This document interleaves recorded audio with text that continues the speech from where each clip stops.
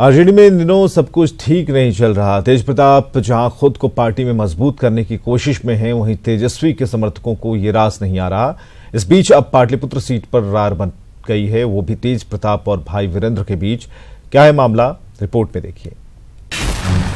Pataliputra seat पर are पार 110% जीत ही जीत होगा यहाँ से। दावेदारी और हैसियत का दौर। अरे उनका कोई हैसियत थोड़ा है, उनका यहाँ क्या हैसियत है? मीसा भारती जी का हैसियत है यहाँ पे। बच्चों का बुरा नहीं मानता। हम बुरा नहीं मानते हैं, अपने बच्चों की बात का मैं बुरा नहीं मानता हूँ। कौन क्या कहता है इससे फर्क नहीं। देखिए, कौन क्या कहेगा नहीं कहेगा, सब लोग लोकतंत्र है, सबको अपना कहने का अधिकार है पार्टी में। आरजेडी में तूफान मचा है, कभी पार्टी को लेकर तो कभी दावेदारी को लेकर। अब सीटों को लेकर भी आर पार की लड़ाई सामने आने लगी है। लड़ाई पाटलिपुत्र सीट पर दावेदारी को लेकर है। तेज प्रताप ने इस सीट से मीसा भारती को उम्मीदवार घोषित करते हुए चुनाव प्रचार की शुरुआत कर दी। प्रचार के दौरान उन्होंने दूसरे दावेदार भाई वीरेंद्र पर तल्ख टिप्पणी करते हुए हैसियत तक बता दी। अरे उनका कोई हैसियत थोड़ा है, उनका यहाँ क्या हैसियत है? मीसा भारती जी का हैसियत है यहाँ पे, लालू एंड फैमिली का हैसियत है। जनता न जानती है। जनता के बीच आप जाके क्या कह रहे हैं? और जनता जान रही है, एक ही चेहरा, मीसा भारती, मीसा भारती, मीसा भारती।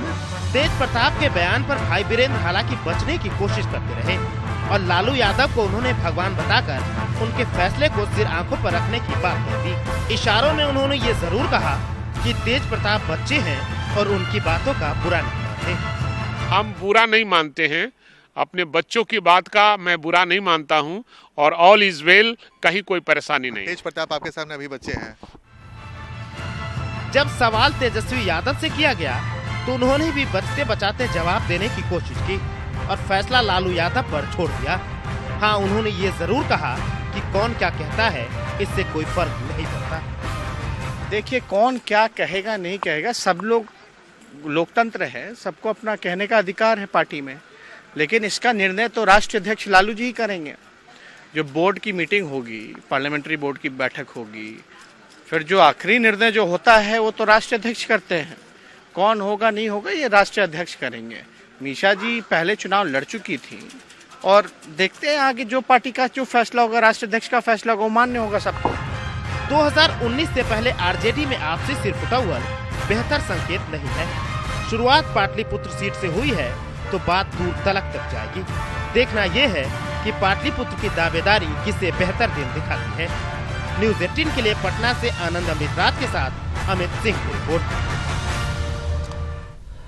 बहुचर्चित चारा घोटाला मामले में सीबीआई कोर्ट से सजायाफ्ता राजद सुप्रीमो लालू प्रसाद की जमानत याचिका पर आज झारखंड हाईकोर्ट में सुनवाई होनी है। लालू प्रसाद की जमानत के लिए उनकी ओर से पैरवी करने के लिए सुप्रीम कोर्ट के वरिष्ठ अधिवक्ता कपिल सिब्बल बहस करेंगे। 21 दिसंबर को लालू प्रसाद की जमानत याचिका पर सुनवाई टल गई थी, क्योंकि फिलहाल लालू प्रसाद रिम्स में जेल प्रशासन की अनुमति से इलाज करा रहे हैं। लालू प्रसाद ने देवघर चाईबासा और दुमका कोषागार से अवैध निकासी मामले में सीबीआई कोर्ट से सुनाई गई सजा के विरोध में अपील के साथ जमानत याचिका दायर की है।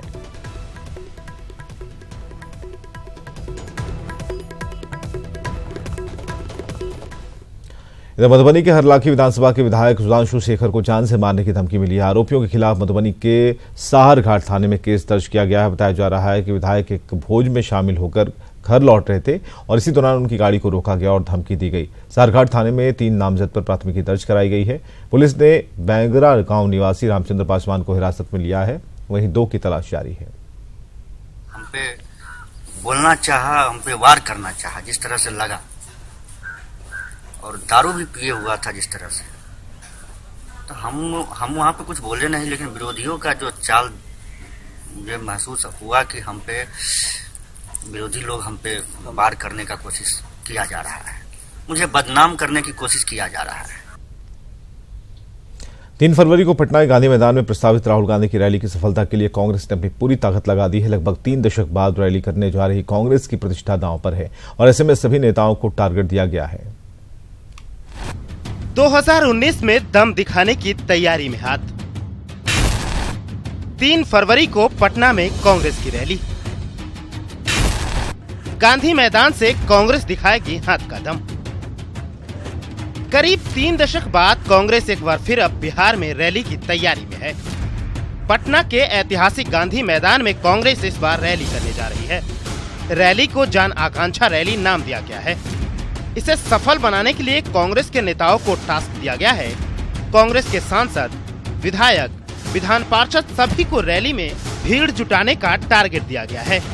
साथ ही पार्टी के सभी विभाग, मंच, मोर्चा की एक समिति भी बनाई गई है जो रैली की तैयारियों में जुटा है। लोगों को अधिक से अधिक लाने की कोशिश होगी और हमारे जितने विधायक साथी हैं, काउंसिल के साथी हैं, सभी लोगों को दिया गया है कि सुविधाजनक स्थिति में रखें लोगों को और लाएं। तो हमारी लगता है कि अच्छी तैयारी है हमारी और सफलतम सभा होगी। हमारे 3 फरवरी की रैली की ऐतिहासिक तैयारी, हमारे अध्यक्ष, अभियान समिति के अध्यक्ष, पूरी कांग्रेस कार्यकर्ता की टीम लगी हुई है। जिला में प्रखंड स्तर पर, पंचायत स्तर पर इसकी पूरी तैयारी हो रही है। 3 फरवरी को आप देख लीजिएगा कि राहुल गांधी की ऐतिहासिक रैली गांधी मैदान। गांधी मैदान में रैली कर भीड़ जुटा लेना किसी भी पार्टी के लिए चुनौती से कम नहीं। ऐसे में राहुल की इस जन आकांक्षा रैली पर विपक्ष की अभी से ही नजर है। पूर्व में बिहार कांग्रेस के प्रदेश अध्यक्ष और वर्तमान में जेडीयू के नेता अशोक चौधरी भी इस रैली के इंतजार में अभी से ही हैं। योजना बनाना पड़ेगा ना, आप योजना बनाइएगा ना। 3 दशक के बाद गांधी मैदान में आप रैली तो कर रहे हैं, अब रैली कितना सक्सेसफुल होगा ये ना देखना है, तब तो इसकी बात बनेगी। कितना भीड़ होता है राहुल जी की रैली में, दैट इज मोर इम्पोर्टेंट ना। कांग्रेस 3 राज्यों के चुनाव परिणाम में मिली सफलता से उत्साहित है। ऐसे में बिहार में भी सफल रैली कर कांग्रेस और राहुल अपनी ताकत का एहसास कराने की पुरजोर कोशिश कर रहे हैं। देखना है कि गांधी मैदान 2019 में हाथ के लिए क्या इशारा करता है। रुपेश कुमार, न्यूज़ 18, पटना। एलजेपी सांसद चिराग पासवान ने कहा है कि एनडीए में कौन पार्टी किस सीट पर चुनाव लड़ेगी इसका ऐलान जल्द हो जाना चाहिए। साथ ही कहा कि एलजेपी पिछले चुनाव में लड़े गए सीटों पर ही चुनाव लड़ेगी। हालांकि मुंगेर सीट को लेकर समझौता करने की बात कही है। वहीं हाजीपुर से पशुपति कुमार पारस की उम्मीदवारी पर चिराग पासवान बोलने से बचते दिखाई दिए। जनशक्ति पार्टी ने पिछली बार जो 6 लोकसभा की जो लोकसभा की सीटें हम लोगों ने जीती थी और इस बार भी हम लोग को 6 लोकसभा की सीटें मिली हैं।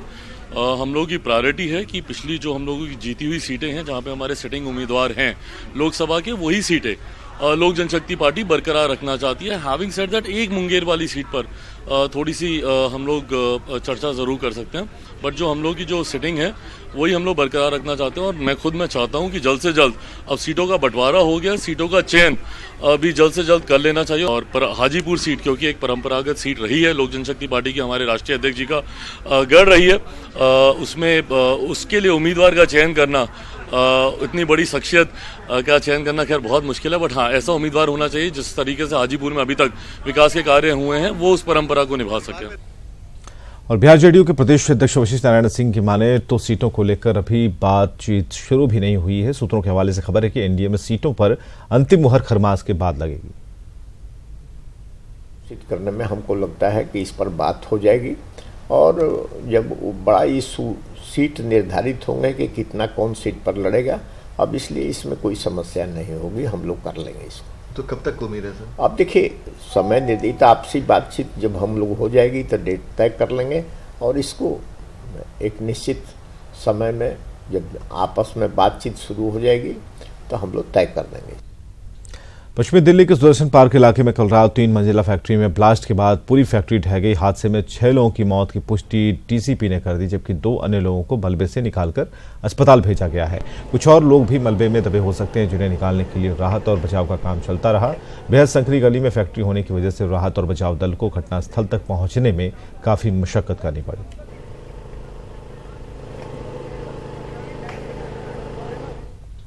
नरोड़ा अपहरण कांड मामले में आज विशेष सीबीआई कोर्ट में सुनवाई होगी। जांच के लिए सुप्रीम कोर्ट ने 31 मई तक सीबीआई को अंतिम समय दिया था।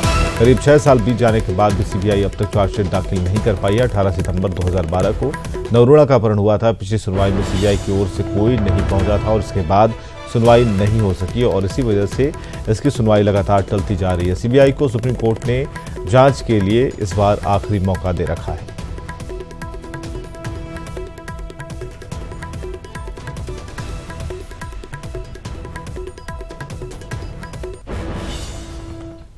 पटना में करीब 1.5 दर्जन सरकारी और निजी संस्थानों पर नगर निगम का 250 करोड़ से ज्यादा का बकाया है। इससे वसूलने में नगर निगम नाकाम है। इसमें से कुछ विभाग तो ऐसे हैं जिन्होंने 40 साल से होल्डिंग टैक्स का भुगतान नहीं किया है।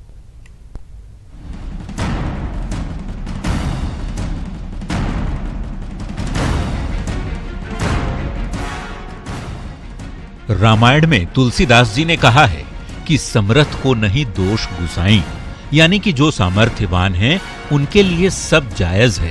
तुलसीदास जी की ये बातें पटना में सरकारी महकमों और बड़े निजी संस्थानों पर बिल्कुल सटीक बैठती हैं। यूं तो राजधानी का एक आम मकान मालिक होल्डिंग टैक्स भरने में देर कर दे तो नगर निगम नोटिस देकर उसका दम फुला देता है, लेकिन नगर निगम न सरकारी महकमों से बकाया भुगतान निकाल पा रहा है और न ही बकायेदारों पर नगर निगम की नोटिस का असर ही हो रहा है।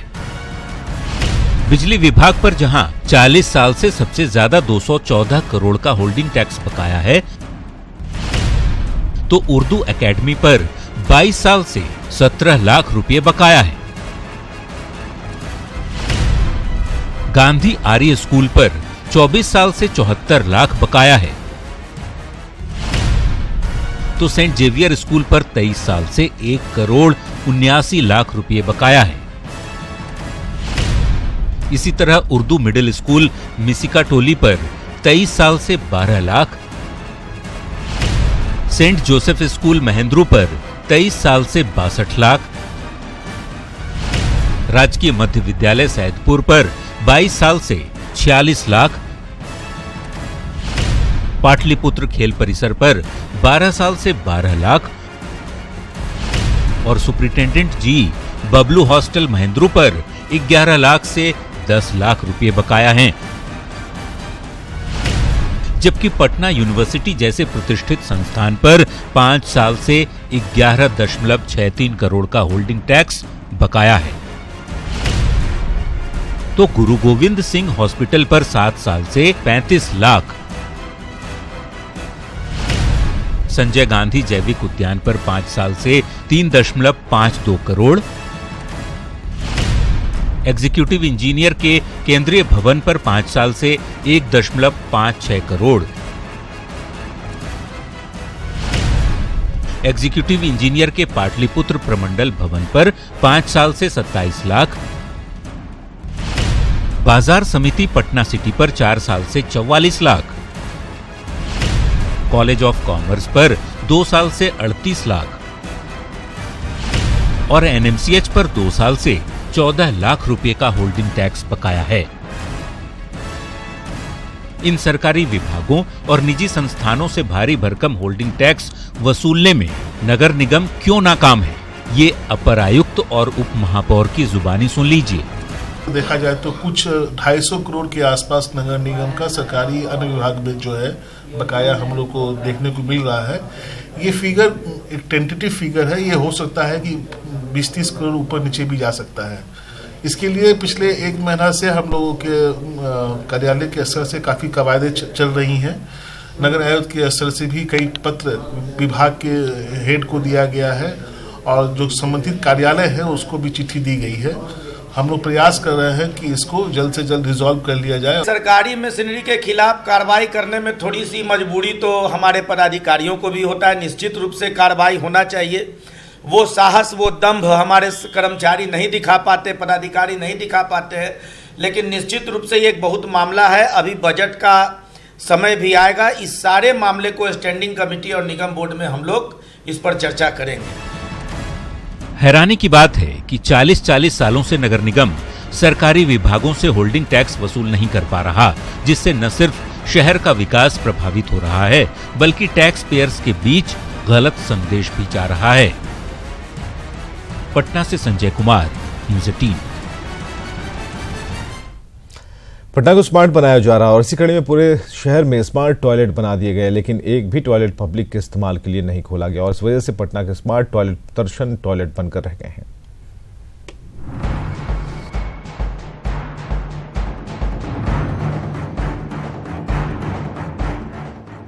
राजधानी पटना को स्मार्ट बनाने की कवायद चल रही है, लिहाजा भीड़ भाड़ वाले पब्लिक प्लेसेस पर जगह जगह स्मार्ट टॉयलेट भी बना दिए गए हैं। बिस्कोमान सेंटर, इनकम टैक्स गोलंबर और इको पार्क, इन तीनों ही जगहों पर महीनों भर पहले स्मार्ट टॉयलेट बनकर तैयार है। लेकिन टॉयलेट बनकर तैयार होने के साथ ही इसमें ताला भी जड़ दिया गया है ताकि कोई भी इसका इस्तेमाल न कर सके। अभी हम खड़े हैं पटना के इको पार्क के ठीक सामने और यहाँ पे आपको हकीकत दिखाते हैं। यहाँ पे अगर आप आएंगे तो यहाँ पे आपको ताले लगे हुए मिलेंगे। ये तालों में जकड़ा हुआ ये शौचालय है और ये ताले सिर्फ यहाँ नहीं लगे हैं, पूरे शहर भर के जितने भी शौचालय हैं उसमें ये ताले लटके हुए हैं। ऊपर ज़रा आप देखिए कि दो बड़े बड़े टंकी लगे हुए हैं जो पानी का सप्लाई करते हैं। लेकिन इसकी हकीकत ज़रा आप इधर आपको दिखाते हैं कि ये यहाँ पे आपको एक तो कि शौचालय जो है वो आप जा नहीं पाएंगे क्योंकि वो तालों में जकड़ा हुआ है। और ये इनकी हकीकत है कि ये देखिए कि ये यहाँ पे नल की क्या है स्थिति, ना इसमें पानी है और ना ही ये किसी काम का। राहगीर दूर से ही स्मार्ट टॉयलेट को देखकर इसे इस्तेमाल करने के लिए आते हैं, लेकिन छल्ला कर लौट जाते हैं। सर 1 महीना हो गया बना हुआ तैयारी, इसका उपयोग हो ही नहीं रहा है, फालतू में बन के रखा हुआ, पैसा भी खर्चा हुआ है सरकार का थोड़ी प्राइवेट का पब्लिक का पैसा फालतू में उपयोग करता है। हम लोग इतना लगा हुआ बाथरूम कहाँ करें, तो रास्ते पकड़ना पड़ेगा। पार्क में घूमने आए थे तो जोर से पेशाब लग गया है, तो सोचे कि जाते हैं इसमें पेशाब करने, तो गए तो ताला मारा हुआ है। भले ही पटना का नाम स्मार्ट शहर बनाए जाने वाले शहरों की सूची में शामिल हो, भले ही पटना को स्मार्ट बनाए जाने की कोशिश की जा रही हो, लेकिन यहाँ की सरकार, सिस्टम और अधिकारी कितने स्मार्ट हैं, ये नगर विकास मंत्री के बयान से समझ लीजिए। जब तक वो शौचालय साफ ढंग से साफ सुथरा नहीं रहेगा, उसके ऊपर हम लोग उतने शौचालय के ऊपर में हम लोग उसकी सफाई कर्मी भी निश्चित कर रहे हैं। शौचालय का कहाँ पर इसका भी डिस्प्ले कहीं होना चाहिए कि अगर आदमी जा रहा है वो शौचालय में जगह नहीं मिला तो आगे कितनी दूरी पर उसको शौचालय दूसरा मिलेगा।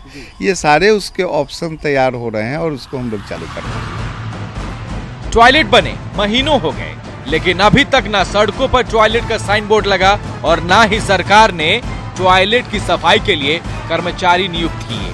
ऐसे में पहले पटना को स्मार्ट होने की जरूरत है या नगर विकास विभाग को, ये आप समझ सकते हैं। पटना से रवि एस नारायण, न्यूज़ 18। और राजधानी पटना में पुलिस की तमाम कोशिशों के बावजूद सेक्स रैकेट का धंधा थम नहीं रहा। बीती रात कदमकुआं के लोहानीपुर में चल रहे सेक्स रैकेट का पुलिस ने भंडाफोड़ कर दिया और पुलिस ने यहां छापेमारी कर 2 ग्राहकों को एक युवती के साथ आपत्तिजनक स्थिति में गिरफ्तार किया। साथ ही मौके से कई आपत्तिजनक चीजें बरामद की गई।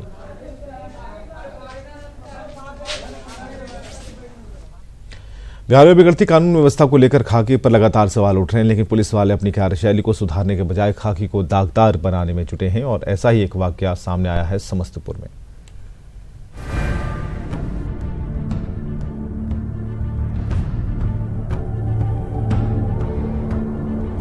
समस्तीपुर के नगर थाने में तैनात पुलिस पदाधिकारी पर बड़ा आरोप लगा है। आरोप एक युवक ने लगाया है, वो भी धमका कर रुपए देगा। आरोपी पुलिस पदाधिकारी का नाम विनय शर्मा है, जो साइबर अपराध से जुड़े मामले को निपटाता है। पीड़ित युवक का आरोप है, विनय शर्मा ने एटीएम फ्रॉड के संदेह पर उसे एसबीआई के बाहर से हिरासत में लिया और मोबाइल लेकर 45,000 रुपए का ट्रांजैक्शन कर लिया। साथ ही छोड़ने के बदले घर वालों से 25,000 रुपए भी उठा लिए। यहाँ मैं अकेला हूँ। मैं वो पूछने लग गया कि आपको मैं हमेशा बैंक के पास और एटीएम के पास देखता हूँ, मैं साइबर सेल से हूँ, मेरा नाम विनय कुमार है।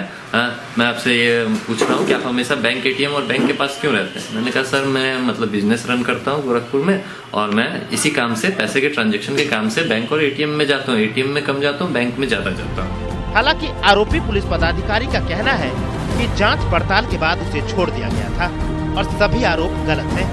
वहीं एसपी हरप्रीत कौर का कहना है कि मामला सामने आया है और आरोपों पर जांच के बाद कार्रवाई होगी। वो लड़का स्वयं ही अपने खाते से, अपने मोबाइल से पैसा निकाला है और वो तो कुछ भी लगा सकता है। हम लोग ऐसा नहीं कर सकते हैं जिससे मेरी छवि धूमिल हो और मेरे वर्दी का भी छवि धूमिल हो, ऐसा कभी हम लोग कार्य नहीं करते। थानाध्यक्ष को मैंने बोला कि आप इसको जांच करके अगर ये सही पाया जाता है, जो भी ऑफिसर किया होगा थाना का, तो उस पर कानूनन कार्रवाई हम लोग करेंगे अगर ये सही पाया जाता है। मामला खाकी से जुड़ा है, ऐसे में देखना है कि पुलिस की ओर से क्या कार्रवाई होती है या फिर मामले में खानापूर्ति कर रफा दफा कर दिया जाता है। न्यूज 18 के लिए समस्तीपुर से मुकेश कुमार की रिपोर्ट। और बिहार की बाकी खबरों को देखने के लिए लॉगिन कर सकते हैं हमारे वेबसाइट news18bihar.com पर।